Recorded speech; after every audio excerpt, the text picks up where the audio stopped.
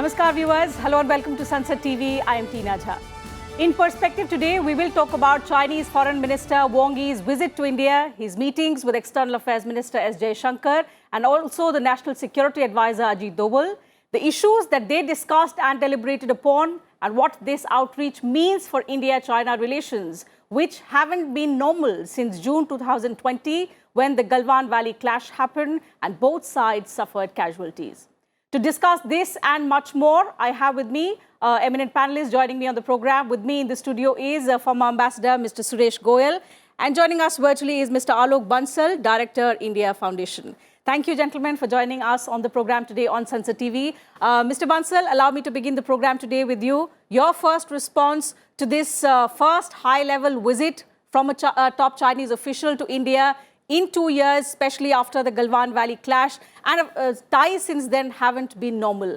And why was this visit shrouded in so much of secrecy is something that all of us want to understand. Yeah, I think this clearly shows China's attempt to smoothen the relationship with India because China has realized that they have had to pay a very heavy price for the confrontation in Galwan. Which happened earlier. And they have been trying to normalize the relationship. It was shrouded in secrecy because there are huge emotional issues. There are huge tensions after Galwan where we lost lives. The mood, especially in India, is extremely hostile as far as India is concerned. And External Affairs Minister very clearly articulated, saying that things cannot normalize as long as there is tension on the borders.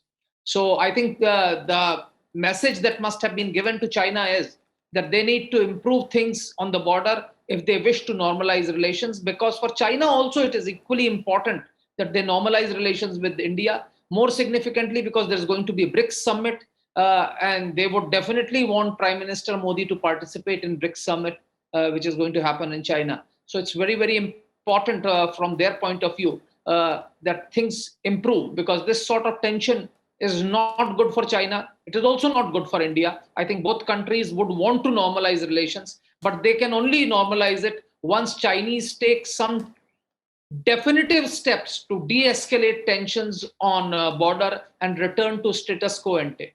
Absolutely. Ambassador, very unusual outreach from Beijing. What is the signaling that you read through this move by China? Well, clearly, I mean, I first of all agree with Mr. Bansal when he says that China does want to introduce a bit of normality or normalcy in the relationship with India after essentially what they started in 2020 or before.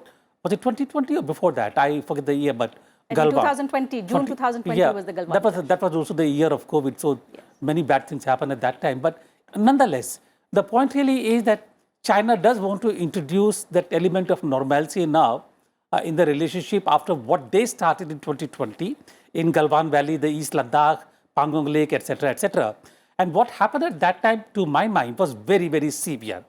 And that was that even if we had no full understanding on the LAC or the border dispute and so on and so forth, and there were problems in the relationship even at that time, but there was an element of trust and confidence between the two countries, that the agreements which have been reached between the two of them since 1988, when Rajiv Gandhi had visited there, and we agreed at that time that yes, we can go ahead with the other parts of the relationship and put the problem of boundary on the back burner for the time being.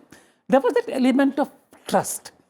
What 2020 did was that in one shock, the whole structure of the trust and confidence came crumbling down. And I think China knows it. And China, having known it for them to take an initiative now after 2 years, I mean, I also agree that they have shown an inclination to change the relationship, but those were half-hearted kind of attempts, really, to my mind. So why are they doing it now? I think the question really should be, why are they doing it? Why are they so keen to now introduce that normalcy in the relationship? Absolutely. And after 15 rounds Yes. of talks that we have seen on disengagement, on de-escalation, and the Chinese side has been very firm on not allowing disengagement at several friction points. Absolutely. And that is India's stance. So if I could understand from you, why now? Exactly. Do you see a Russia-Ukraine crisis angle to this? Because now India and China have some commonalities when it comes to Russia and Ukraine crisis. Without deducting any conclusions or any developments from there, let me put a few facts on the ground here now. First of all, Russia-Ukraine, as you said, is one factor. And Russia-Ukraine has clearly demonstrated that China has an opportunity now in Indo-Pacific to achieve what its objectives were. Ukraine has shown that USA and NATO, they pull back whenever there is a threat to a bigger war. And I think China has now understood the limitations on what the USA can do if the situation comes to a war. And I'm referring to Taiwan here. Number two, we know that China has aspirations to become a global power. That global power began with Indo-Pacific.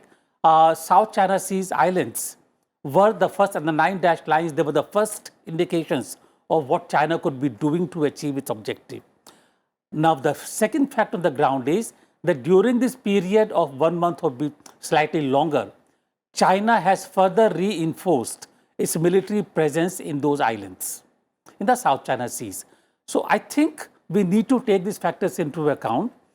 It's a possibility that China sees an opening for itself in terms of achieving its objectives, or at least getting closer in its contest with the USA for the global superpower status.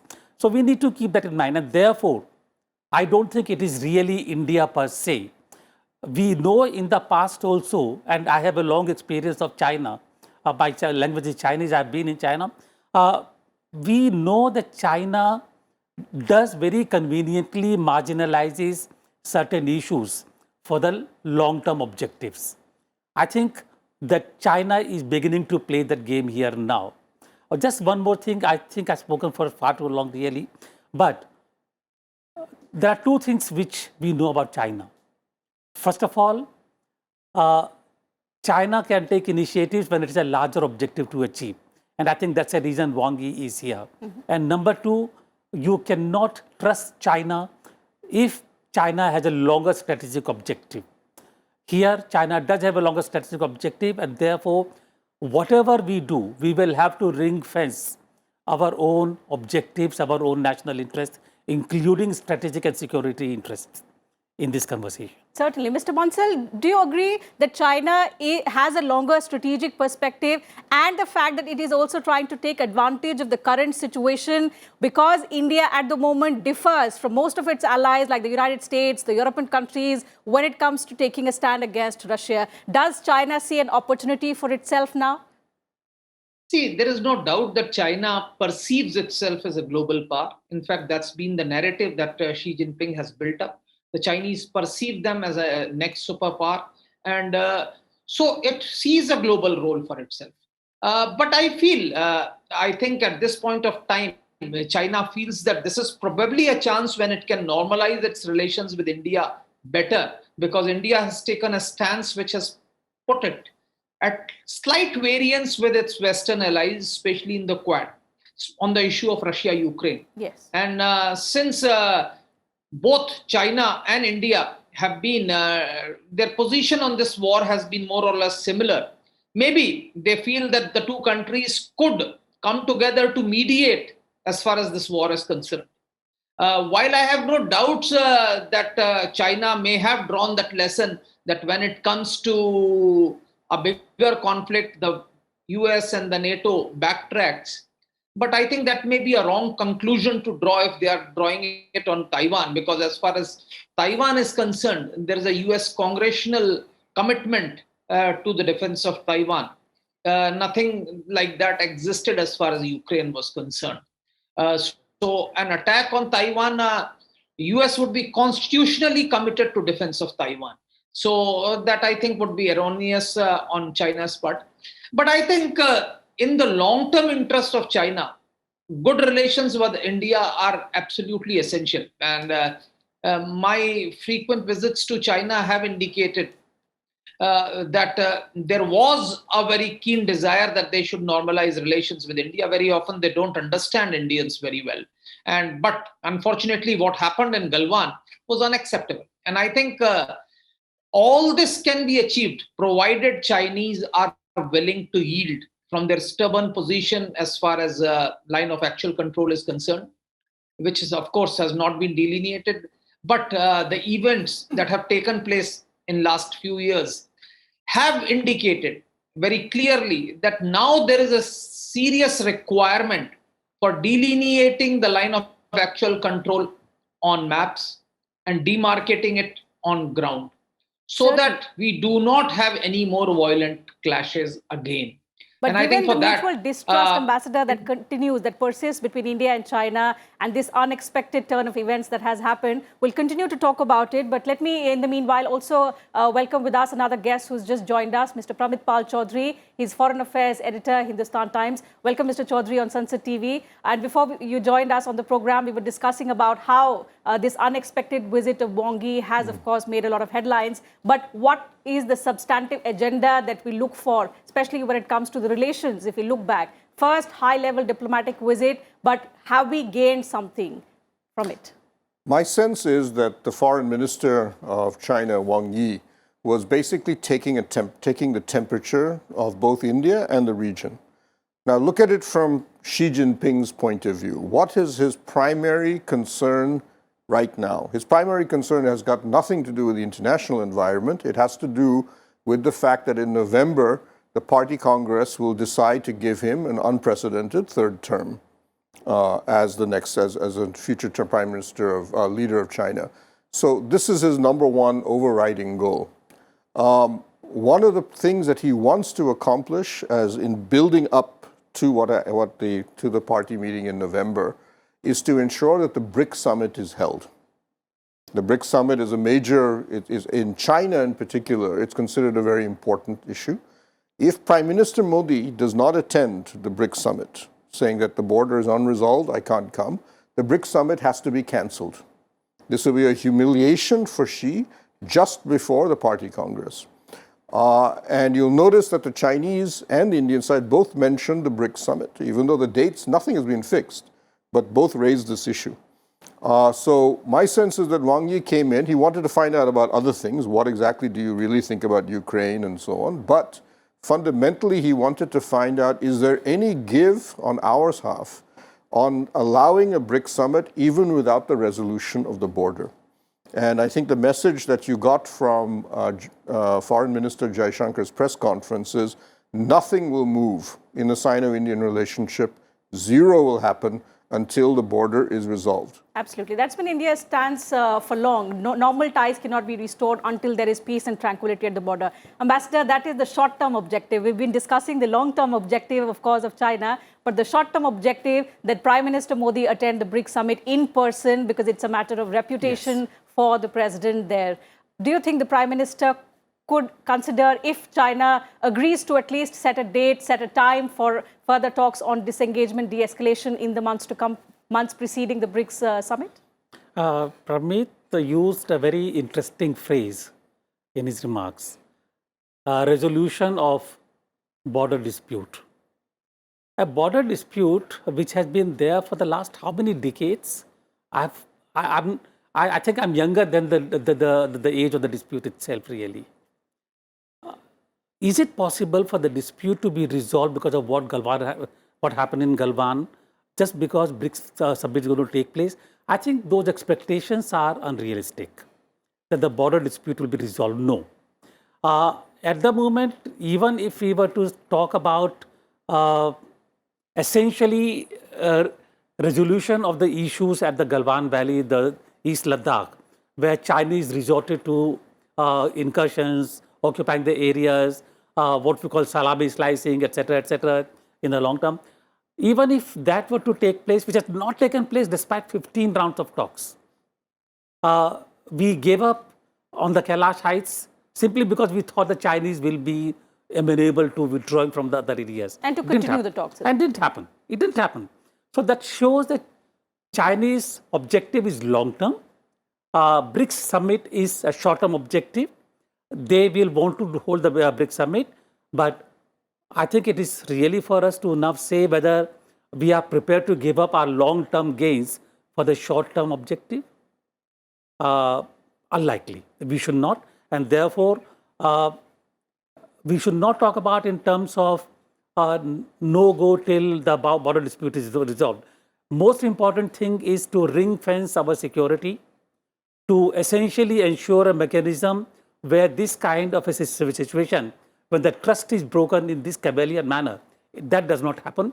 And I don't think even there we will get any concessions from China. Absolutely, and especially when, Mr. Bansal, there is a difference of perception on what the status quo is. So when we say talks can proceed, when we actually go back to our pre-Galwan, situation at the line of actual control, there is a difference in perception of how the Chinese look at status quo. So in the longer term, if we are to actually, think of a bridge in our relationship, how do you look at it? See, let's be very clear. What Ambassador Goel said is absolutely correct. You cannot have dispute resolution in not even in few months, not even in few years, maybe in few decades possible. But what I feel is that if both the sides agree to delineation of LAC, which has also not been done. See, because when you delineate the line of actual control, you're not giving up your claims, but you're seeing that the present ground position is as such. Because if you delineate the LAC, the incidents like Galwan can be done away with. And when he said that we withdrew from Kailash Hills, let me reiterate, when we withdrew from Kailash Hills, the Chinese also withdrew from the north bank of Galwan. North bank of Pangong Tso. It's not that it was a unilateral withdrawal, it was a simultaneous withdrawal. So Chinese also withdrew from the north bank of Pangong Tso. But there are still some unresolved areas in Gogra, etc., where there are some differences of opinion as to what the position was before the situation changed. And it's a very complex issue, as I told you. But this can be resolved if the Chinese agree that, yes, status quo ante will be restored and an attempt will be made to delineate and demarcate LAC. Because once you have a delineated and demarcated LAC without any prejudice to your claims and their claims, then a lot of things can be done. And then this sort of a skirmish, which could actually aggravate into a full-fledged conflict, can easily be avoided. Okay. So I think that is what should be the objective. We also must reiterate that after the Galwan clash, the Chinese have realized the strengths of Indian armed forces also. And I think they do not want to get into a future entanglement with them. So they want, I think, to my mind, as Pramit said, they want Indian Prime Minister to participate in BRICS summit. And for that, this visit was absolutely, I think, to assess as to what is India's expectations. Now the foreign minister has gone, and I think now in next few months, we will see a more movement in this direction. India, Mr. China. Choudhary, isn't it contrary that, with this objective in mind that you want to woo the Indian Prime Minister to actually attend the BRICS summit in person, but just before that, on your stopover, you mentioned Kashmir, which obviously, created ripples in New Delhi and also invited condemnation. So can we actually see some seriousness in this outreach, or is it just playing to some gallery? Well, I'd say first I should clarify. When I meant border resolution, I meant specifically hot springs and Gogra. That's the only thing that we're looking at right now. So yes, but look, the Chinese are very clear. Their support for Pakistan is rock solid. That's not going to change. He called it his second home. Second home. They call it their fair weather friend, all weather friend, and so on and so forth. They have many other nice lyrical comments and statements to be made about it. So, to some degree, you will expect him to needle us in an OIC meeting in particular, and one hosted by Pakistan, and Pakistan probably require that from Wang Yi. There also seems to have been reports that Wang Yi wanted to have a meeting with Prime Minister Modi on this trip, and India point blank said, no, you're only meeting your equivalent, which is the Foreign Minister of India, and nothing more than that. And that was one of the reasons, until the last minute, there was no official declaration by either side that the visit was going to happen. There seemed to be a bit of brinkmanship going on there as well. That's again not uncommon in Sino-Indian relations when things are not particularly going well on the border or elsewhere. So I'm not surprised that he will say it. I don't think Prime Minister Modi will be particularly bothered by Kashmir statements. He knows that sticks and stones and so on, words are not going to harm me, so let him say what he wants to do. But the substantial issue is you've got to get the present situation in Ladakh has to be resolved. Remember that during the Doklam crisis, one of the key reasons the Chinese eventually pulled back on that was another BRICS summit. She was hosting the BRICS summit in Xiamen, and the same problem arose because if Modi said, I'm not going to show up, the summit would have to be canceled. The protocols of the summit of BRICS require that all the leaders have to show up. If one of them doesn't show up, the summit is null and void. So again, India played brinkmanship on that side. Whenever the Chinese said, when is Prime Minister Modi coming, they'd say, we'll get back to you. And basically, as the date approached, the Chinese then said, okay, we're stuck. We'll pull out of Doklam, but to make sure that he goes to the summit in Xiamen. And the same problem. She was hosting, and he had made an enormous show of it in China, on the Chinese media. I'm going to be hosting the BRICS summit, and so on. And suddenly for him to be forced to cancel would have been a complete humiliation for him, again, in front of his own people. So that game is now starting to play a game. One of the reasons, in fact, the Indian side believes that China did the Galwan Valley attack was because there was no BRICS summit on the horizon, and that we could not play that card. But now that it's gone into 2 years, the BRICS summit has popped up again, and now has become a card to play in this. Ambassador, I may be sounding unrealistic, but could a repeat of 2017 happen, as Mr. Choudhary points out? Could we see some positive signs which are in favor of India? I'm laughing basically because if we are going to run India-China relationship on the basis of BRICS summit, I think there's a lot of shallowness in that case in the relationship. That whenever there is a BRICS summit, Xi Jinping will send an envoy to persuade Prime Minister Modi to come. But reputation matters a lot for Xi Jinping. No, but in that case, we should have BRICS summit every month. No, I'm sorry. This is not the way you run a relationship. Clearly, China is not serious. I'm sorry I'm saying it on this panel here, but China doesn't seem to be serious. And we need to realize that if they are going to make, or they are going to be sensitive to our views, only when there is a BRICS summit, it's not worth it. Therefore, I think during this visit, I do hope at least that, and if EAM Jaishankar did say that no go till the issues are resolved, I think that's a good thing. But we need to basically lay out a direction for the future on how these things are going to happen. Incidentally, just one more remark, Kailash Heights, giving up Kailash Heights was like giving a Mercedes for the price of a cycle in terms of the strategic importance of the areas we vacated. Therefore, it was not an equal exchange. And finally, my own view is that Wang Yi has come here because I completely agree with my friend here. They want Prime Minister Modi to come for BRICS. We should say no. For us, our bilateral relations is far more important than the BRICS summit. Absolutely. Mr. Bansal, so when we talk about bilateral relations, Dr. Jaishankar, apart from the border skirmishes and the resolution, India stands to what it thinks on our bilateral relations and normalizing them. What were the other issues that were discussed during Wang Yi's meeting with Dr. S. Jaishankar and prior to that with the National Security Advisor? I think his discussions with NSA must have focused primarily on the same issue, the border issue, because NSA also heads the talks that happened on the border resolution, the 15 rounds of talks that have gone on. He yes, he's heads the special Indian delegation on that. As far as NSA is concerned, I think That may have been the primary thing. Besides that, there may be some issues on cyber security, etc., could have been discussed. As far as bilateral relations are concerned, I think the economic dimension would have also been discussed because, as you know, we have banned a lot of Chinese companies on a lot of tenders, etc., have been not permitted. They have not been permitted to bid for certain sensitive sectors.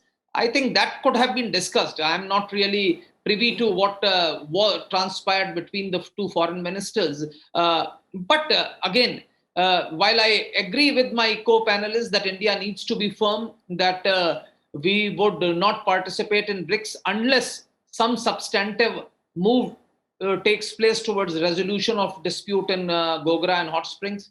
But I am optimistic that in coming few months, we should see some positive movement as far as normalization of India-China relations. Absolutely. And given this unexpected outreach that we've seen from the Chinese foreign minister after Galwan, this was the first high-level visit from a Chinese official. So let's hope there is something better for India-China relations, and also because our economic relationship is very, very vital for both countries, particularly for India. Mr. Choudhary, one final comment from you. Is it something, our dependence on China, it continues to, remain one of our largest trading partners. Is it this dependence on China that gave Beijing this hope that, it could actually give this olive branch and India would cling to it? Is that something that can also be I think perceived? for Beijing, it continues to be an important part of their assumption that India should be treated as a lower level power.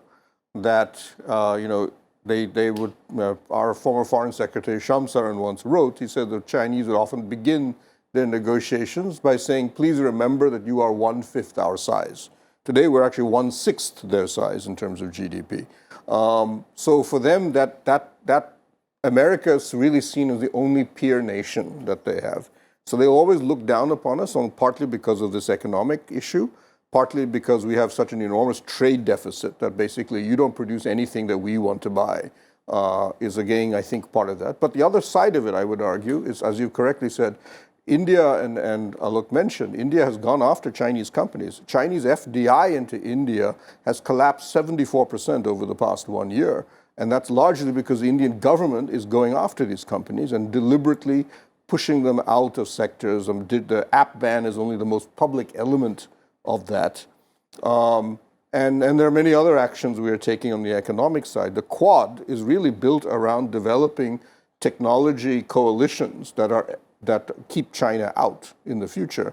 That's the core of what the Quad exists, why it exists. So the Chinese are watching this.